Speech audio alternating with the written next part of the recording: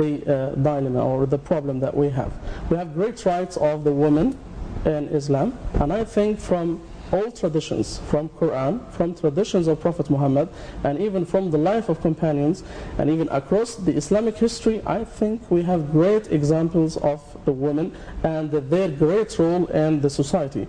Okay, but the problem, especially now in this time, and the application of this right in some parts, for example, what happens in Afghanistan, for example, what Taliban is doing, I think it's not the image.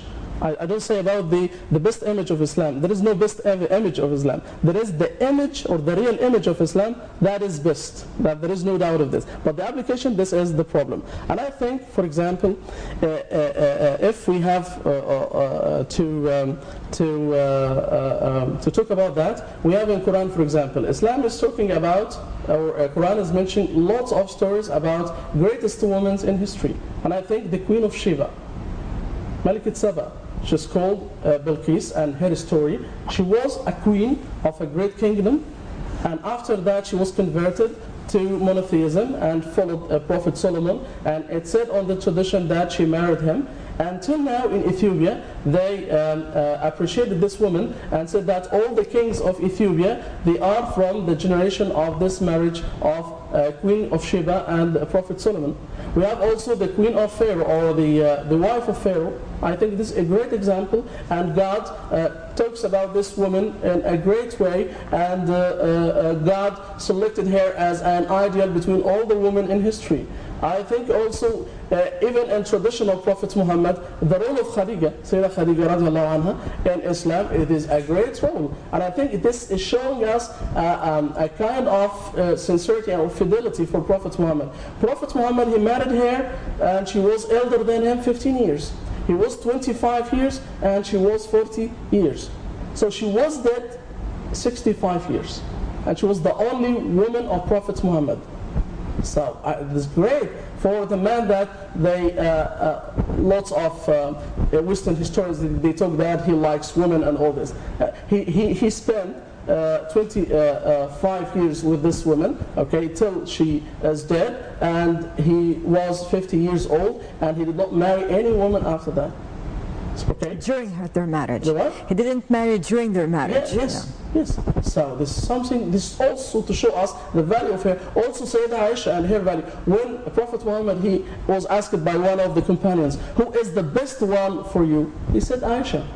And after one of between the men, he said her father. So also the role of this. Also Prophet Muhammad, he said about Aisha, this woman, she has the heart of the religion. So if you want to ask anything about Islam, ask this woman. So take your religion, take everything of the religion from this woman. And he called her as Humayra. She was very intelligent and a smart woman. Okay? And I think from even the teachings and the words of Prophet Muhammad about the woman, he said that the paradise under the feet of mothers. So what is more of this to show us the value of women? Also there was a companion who was going to the Prophet Muhammad. He told him, who is the best one that I should deal with him, father or mother?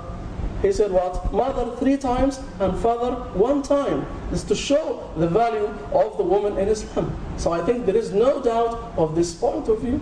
Okay. Are the rights of women similar or different from the rights of men in Islam? The rights of women and men, yes, are they different in Islam? No, I think in the religious practice, they are exactly the same. The woman and the man, they have the same right and duties for the religious practice, for the pillars of Islam, for the prayer, the same. For fasting Ramadan, the same. For the Hajj, the same. For the zakah and the rest of all these, it is the same right for them. But for the man, he is the one who is charged of the life. The man who has the word of divorce. The one who is going to the woman to ask to engage and to marry. Okay? And the one who has the word to say the divorce. Why that? And this, on the other side, woman has lots of rights of this. I think if the man says the word of divorce, it means that he is charged of lots of things, and maybe he will go to jail. because the woman has lots of rights and he has to write lots of things on the contract of marriage, lots of rights of them. So the man every time, when even that he has the word of to divorce the woman, that he should think lots of times, okay, this to say to divorce his woman or not, because he is charged with lots of responsibilities that he should give to this woman. So it is something something so hard for him, so he should be strong in this word. If the word of divorce to the woman, I think it will be different. The woman is more emotional, okay? Every time by the emotion, maybe she's nervous in one time, and she will say, oh, divorce the man. It's easy for the woman when she's nervous, but the man, he is more strong in this case. He knows that maybe he is nervous, but take care of this, because he counts what will be after that. So I think even for the polygamy, the problem that the people that took polygamy in Islam and the Muslim, polygamy was not created by Islam. It was before Islam.